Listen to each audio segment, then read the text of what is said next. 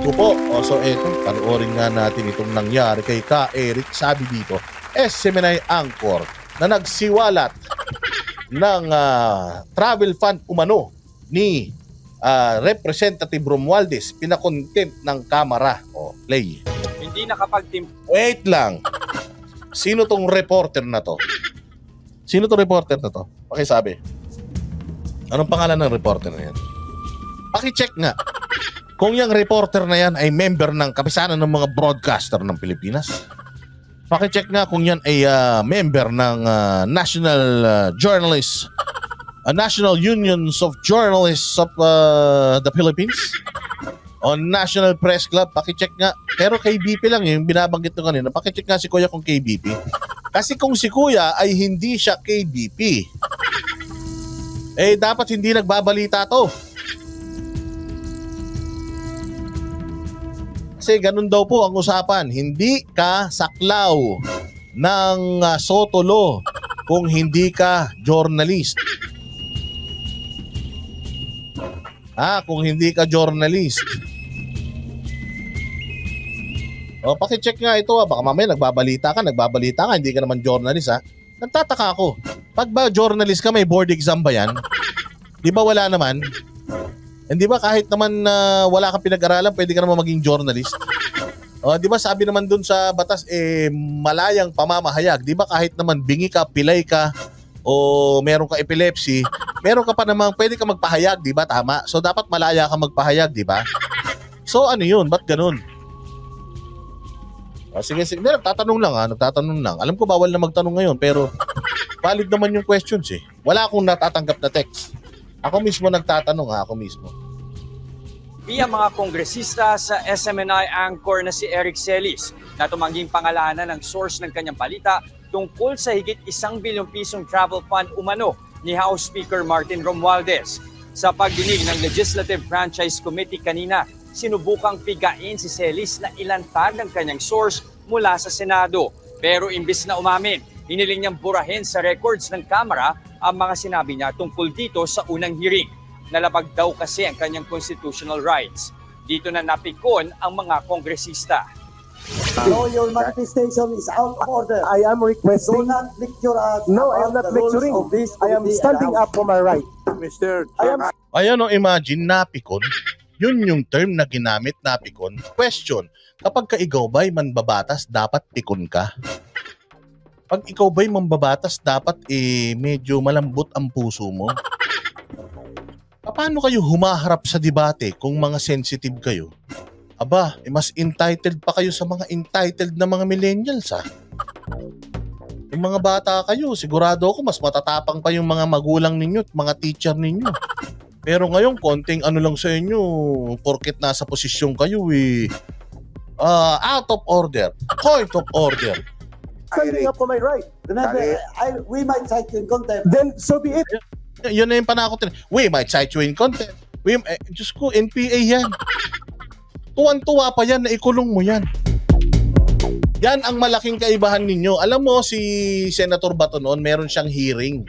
Binastos-bastos siya sa Senado mismo ni Raul Manuel. Ang gusto ni Raul Manuel, i-contempt mo ko para lalo akong sumikat, tapos lalo kaming magalit sa'yo. Anong sabi ni Bato de la Rosa? You're gonna say those words here? Wala kang respeto? Gusto mo i-contempt kita para sumikat ka? No. I will not dignify it. Hindi kita i-contempt dahil sigurado ko, yan lang gagamitin mo para mas lalo kang sumikat. Itong mga Congress, yun ang panakot nila. We will cite you in contempt. Alam mo, simple lang naman yan O, di ba, syempre kasi, katulad yan, ngayon lang naman siya nagpunta sa Congress. Halimbawa, kung ako mapatawag, wag naman po sana. Halimbawa, ako mapatawag dyan, tapos, syempre hindi ko alam yung mga rules ninyo. Kayo mga ilang termino na kayong papalit-palit kayong mga congressman, araw-araw kayong nagsisession. Alam ninyo kung ano yung decorum dyan. Although, sinabi na sa akin, dapat ganito, dapat ganyan, dapat ganito, Pero hindi mo yun dahil nga hindi ka sanay sa environment dyan at napapansin mo na tinatapak-tapakan ka, sasagot ka. Kasi hindi ka namang kriminal Wala ka namang kaso. Bakit hindi ka nila papayagan magsalita? Kung yung korte nga minsan pinapagsalita ka pa ng kahit gaano kahaba. Tapos ito, hindi, tatakutin ka, ipakukulong ka. Ayan, ang dami nila, lahat ng malalakas na mga congressman nandiyan dyan. Nagsama-sama silang lahat dyan. Ayan yung mga pinapasahod natin. Ayan yung mga kumukuha at sa tuwing bumibili tayo ng chichirya. Ayan yung mga tax natin dyan napupunta. Grabe. Sabi ko nga, sana man lang kayo yung maging mga simbolo at ehemplo ng, alam mo yon, yung maximum tolerance. Hindi ba yung mga pulis natin, maximum tolerance? Kahit hampasin sila sa rally, di ba? Maximum tolerance. Kahit mura-murahin sila ng mga pag nagrarally, maximum tolerance. Kahit sinasabihan sila ng mga nagrarally na mga PI kayo, mga baboy kayo, mga pulis. Mga magnanakaw kayo sa gobyerno. Kahit sinasabihan sila ng ganun harap-harapan, maximum tolerance. Gusto nating sabihin sa mga kapulisan natin na maging mahinahon, tapos kayo na mga gumagawa ng batas, konting misunderstandings, konting sigawan, konting anuhan lang dyan, sagutan lang dyan, contempt na kagad. Meron kayong grounds for contempt. Alam natin yan. Meron kayong power to put any person in contempt. At kapag ka lumabag. Pero di ba, mga tao naman tayo, tsaka pare-parehas naman tayo mga Pilipino. Kung hindi kayo nagkakaintindihan, di mag-usap kayo ng mahinahon. Bakit kasi? Parang binababoy naman natin yung tao. Ganun na po ba pag nagpatawag po tayo sa Congress? I-expect na ba nung pinapatawag nyo na bababuyin nyo sila? Halimbawa, isang tao pinatawag nyo dyan, pwede na ba niyang i-expect na bababuyin nyo siya? Di ba dapat kaya nga kami nagpunta dyan kasi para magtulungan tayo? Di ba? Ngayon, kung feeling nung tao inalalabag yung kanyang karapatan, mas maganda, paliwanagan nyo siya. Kayo nakakaalam ng batas dapat Paliwanagan nyo siya, Eric, wait, hindi ka namin inaano dito. Gusto lang namin malaman yung iyong source. So ayaw mong sabihin yung source. Ayaw ko po talaga. Ayaw kong sabihin kasi kawawa naman yung tao. Meron talaga akong source pero under the law, meron naman akong karapatan, sir. Baka naman pwede. Alam nyo, mas masahol pa kayo dun sa dun sa mga hulidap at saka yung mga nagtatanim ng ebidensya. Oo, mas masahol pa tayo dun. Kasi yung parang ganun din yun planted na planted lahat Saka maganda sana mga congressman, siguro medyo relax lang. Kapag ganyan, di ba? Mainit yung isa, mainit ka din. Ano ba sosolve nyo kung pares kayo mainit? Tas gusto nyo ng peace talks. Gusto nyo makipag-usap tayo sa mga pumapatay sa mga sundalo natin. So gusto nyo ng peace talks, pero pagkausap nyo yung mga resource persons, walang peace. Contempt.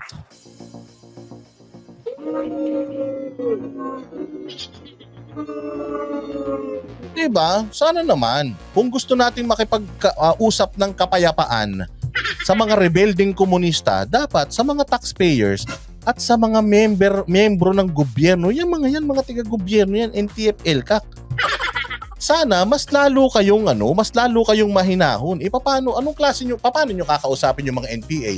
Alam niyo si Ka Eric, ganyan pag kinausap niyo yung mga militante, ganyan sila sumagot. Paano kayo makikipag peace talks doon sa mga taong katulad ni Ka Eric na kung sumagot pa ba lang?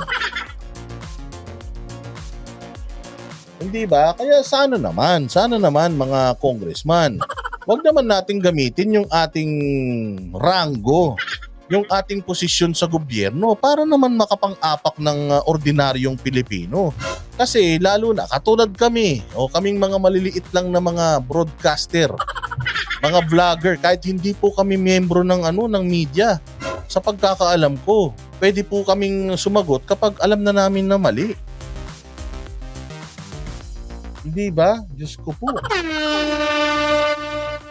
Oo, sabi nga, wala ng Korte Suprema, Congress na ang tagahatol. Hindi na nire-respeto. Ako binabasa ko lang to. Ako po nag-aano lang ako talaga. Minsan yun talaga ang feeling ko na parang mas alam mo yun, parang ang dumi-dumi na. Parang ang hirap-hirap ng magdahilan. parang kriminal na kagad yung taong ipinatawag nyo dyan kasi kung tratuhin nyo siya, para siyang wala siyang karapatan. Ay nako, sige play pa natin ito. Ayan, nagkakasagutan sila. Sana, order in the court. Order in the court. Mr. Celis, relax lang, di ba? O ako yung committee chair, relax lang. Ayaw namin mag-contempt dito. Ayaw namin. Kasi po, ang grounds for contempt, paliwanag nyo, ang grounds for contempt po, under section ganito ganyan, ay ito, yung ginagawa nyo po, lumalabag na po kayo sa binabastos nyo na po yung Congress. Wag naman pong ganyan. Dapat ganun. Wag naman pong ganyan. Ayan, under section 11 of blah blah blah, yung inyo pong ginagawa ay contemptuous. Kaya bigyan po kita ng pagkakataon, baguhin mo po kasi ayaw po namin na ma-contempt ka. Kasi po, kaya po tayo nandito para magkalinawan. Hindi po magkalabuan at magkakulungan. Di ba dapat ganun? Dapat po mahinahon. Dapat ipakita nyo po kung may mahinahon dito sa Pilipinas, kayo yun. Kasi kung ganyan pa lang, under pressure na kayo, ganyan pa lang, stress na kayo, ganyan pa lang, mainit, paano kayo nagsiserve sa mga constituents nyo? So, every time na may tatanungin yung constituents nyo, sinabi mo nun, pinangako mo sa amin nun, 20 pesos na kilo ng bigas. Bakit hanggang ngayon wala pa? Contempt ka. Ganun na ba tayo? Huwag naman ganun. Hindi naman tayo South Africa. Hindi naman tayo Russia. Hindi naman tayo China at North Korea na tawag dito, komunista. Sorry, hindi komunista yung South Africa. Naano ko lang, kasi di ba may mga bansa sa South Africa, di ba pinuputulan nila ng kamay yung mga tao. Yun lang, sana sa susunod, kung may susunod pa yan, baka naman pwede. Para meron tayong masolusyonan, meron kayong magawang batas.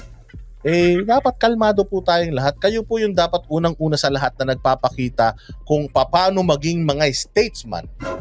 Kung paano maging kalmado under pressure, di ba? Dapat ganun. Kayo yung dapat nagsisilbing ehemplo sa mga tao na nire-represent ninyo na hindi magmalabis sa mga kapangyarihan nila. Di ba? O play. Your Honor, You challenge us? yes, Okay. if Mr. that will be President, seen in the Mr. nation na walang Yes. karapatan ang mga invited guests dito na magpahayag, Your Honor, with due respect to you. So, si Ka Eric is ready for everything, for anything. Itong tao na to has been an NPA for a long time and actually mataas ang katungkulan nito. Sana ito sa ganyan, sana ito sa magtago, sana ito siya makipagbakbakan, sana ito siya makipagdialogo. Parang sinasabi nyo kasi, tinan mo habang ang gobyerno natin nakikipag-usap sa mga komunista na bumalik sila sa gobyerno, magtiwala kayo sa gobyerno, bumalik kayo sa gobyerno para malaman ninyo na mali yung pang-brainwash sa inyo ng kung sino man yung mga nag-recruit sa inyo.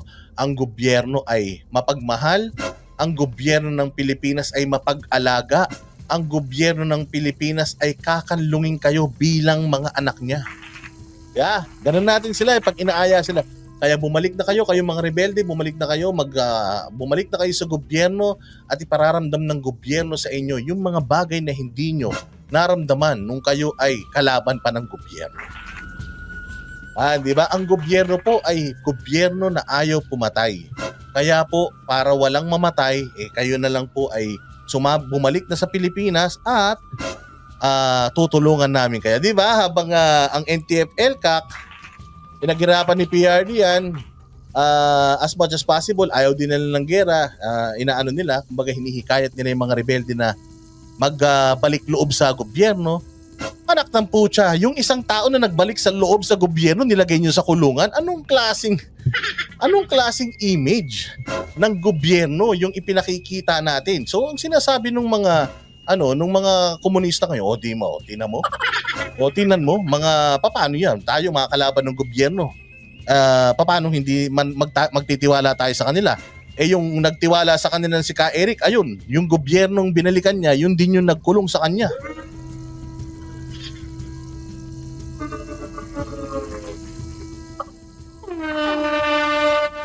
Kaya ito po sa amin pagpapaliwanag lang po ha. Ito po sa amin pagpapaliwanag kasi baka minsan, baka sa sobrang kapangyarihan, minsan baka umapasok na yung posisyon sa ating mga ulo eh. Na minsan, pagka feeling natin dahil congressman tayo, senador tayo, kasi may kasabihan sila na sa Pilipinas, yung mga government employees, officials, para silang mga hari eh. Nung panahon po ni PRD, lagi niyang sinasabi na ako po ay trabahante ng gobyerno. Ako po ay dapat magtrabaho para sa inyo. So si PRD, maraming bati ko sa kanya. May pinakulong ba yan? Meron bang binaboy yan? Nagtanong sila ng baboy, sasagutin niya ng baboy, that's it. Pero may pinakulong ba yan? Wala. Oo, tapos tayo, mga congressman lang tayo. Hindi man congressman lang ha. May mataas na posisyon yan sa gobyerno natin. Pero paano naman? Kung gusto niyo pong irespeto kayo bilang mga congressman, dapat mag-act kayo na talagang karespeto kayo. Sinubukan namang alukin ng executive session ni Navotas Congressman Toby Chanco si Celis para doon isiwalat ang kanyang source. Pero tumanggi pa rin ang SMNI anchor. Sa huli, pinakontempt ng Kamara ang broadcaster at pinasampina ang dalawa niyang telepono. I move to contempt, to cite for contempt Mr. Celis for on these two grounds under Section 11. So move, Mr. Chair. There's a motion. Second the motion. There's a motion, duly seconded. There being no objections, on a unanimous vote, the Ka Eric is cited for Mr. Chairman, may I be recognized? I ask the Sergeant of Arms to please Chairman. take down Mr. Chair. Ka Eric. So yun na yun. Well again, Ka Eric might have violated yung code of conduct ninyo dyan sa Congress. He might have violated it. Okay, sige. Pero as far as we know, wala siyang violate na batas. Wala po siyang violate na batas as far as we know. Kasi ang ginawa lang po niya is nagtanong siya tsaka pinrotektahan lang niya yung nagbigay sa kanya ng information. And according to him, matagal na pong nagbibigay sa kanya ng information yun. Kaya ayaw niyang sunugin. Kasi tingnan mo ha, kung susunugin ko yung source ko, sino pang magtitiwala sa akin na mga asset? Sino pang mga gustong magsumbong sa akin na magtitiwala? Pwede ko silang isumbong anytime. So actually, in fairness naman to Congress, may nalabag talaga si Ka Eric kasi nga sagot siya ng sagot, nagsisigaw siya doon. Pwedeng kasi yun ang ng contempt of court actually of court but dyan sa Congress is meron silang rules na kapag hindi ka nag-act kasi pasusumpain ka dyan tapos i-brief ka bago ka nila isalang so kapag hindi ka doon, warningan ka nila. Katulad doon, winarningan siya and then sinabi niya, okay, sige, so be it. Syempre. Sila may hawak nung kapangyarihan. Sila yung nasa kapangyarihan. So, ipinakita lang nila na pwede namin tong gamitin sa'yo. Okay, so, given, may ganun. Pero sabi ko nga dapat naman leniency kasi narinig ko rito mismo sa hearing na to na we have been lenient. Sinabi nila, as in, matigas ang muka. Sinabi nila na we have been lenient. Talaga? Lenient pa kayo nung lagay na yan. So kung hindi kayo lenient, sinilya elektrikan nyo yung tao? O tapos yun nga, sabi nga nila dito, bawal magtanong yes or no lang. Parang nagtatanong sila sa'yo, parang nilalagay na nila yung sagot. Kumbaga, ano bang tawag doon? Misleading ba? O leading? Question is leading to something na if you say no or yes, it means you're guilty of something. Ganun Hindi ko magets. Pati cellphone ni Ka Eric hindi ganun talaga. Kapag ikaw ay ikukulong, syempre dapat wala ka talagang mga ganyan cellphone. Oh, pero yun para sa akin ako, Diyos ko po, privacy niya yan. Hindi, kasi sinubpi na yung kanyang messages sa kanyang cellphone. Oo ewan ko, hindi kasi ako abogado. Hindi, tsaka minsan kahit abogado na nag-explain na sa mga congressman yung abogado na nag-aral ng batas Hindi ito binoto ng tao, nag-aral talaga to ng batas. Ilang taon, 10 taon na nag-aral yan, minaster yung batas. Sinasabi sa kanila yung batas, hindi naman para, kasi laging sinasabi ng mga congressman ganito ay ano nyo ba ako? Are you lecturing us? So it's as if the Congress is so perfect, the congressmen are so perfect, na hindi mo na sila pwedeng paliwanagan or i-educate or i-enlighten. Unang-una sa lahat, abogado ako, tapos alam ko yung batas, ito po yung pagkakaintindi ko sa batas, at tama naman si Ka Eric, ang nag-i-interpret ng batas, hindi po Senate at Congress, Supreme Court po. Korte lang po ang nag-i-interpret ng batas, kaya nga may Court of Law Diba? Wala namang Congress of Law, Court of Law. And yung ginagamit yung Philippine Constitution po is the law of the land. Hanggat nasa Philippines yung Congress, tumatalsik pa yung laway ko, hanggat nasa Pilipinas yung Congress, part po siya or saklaw po siya ng law of the land. Hindi po excluded ang House of Representatives doon sa Constitution ng Pilipinas as far as I know. Kasi nga, by logic, ang tawag po sa ating Constitution ay the law of the land.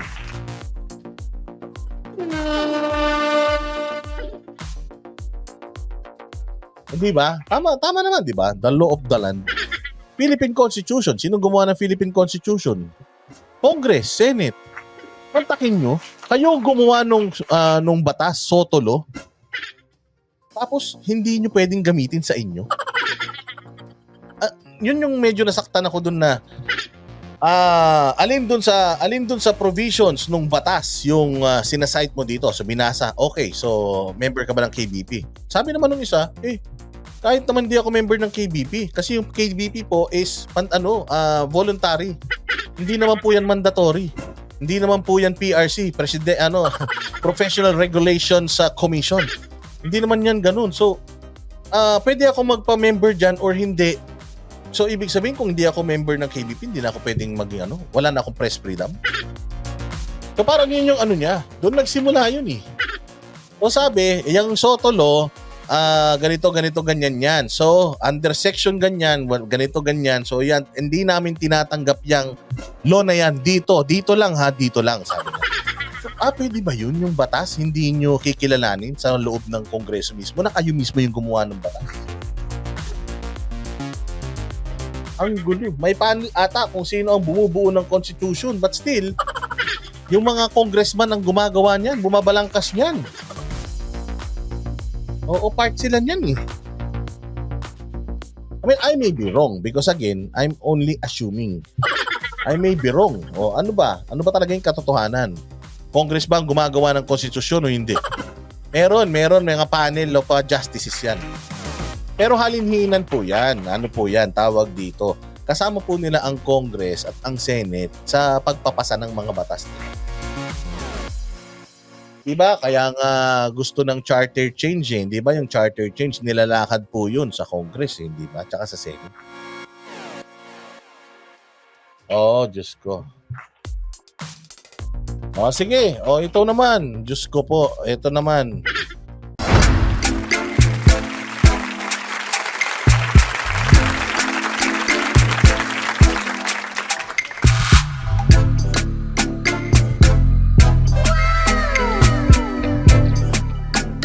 The next performance will start momentarily.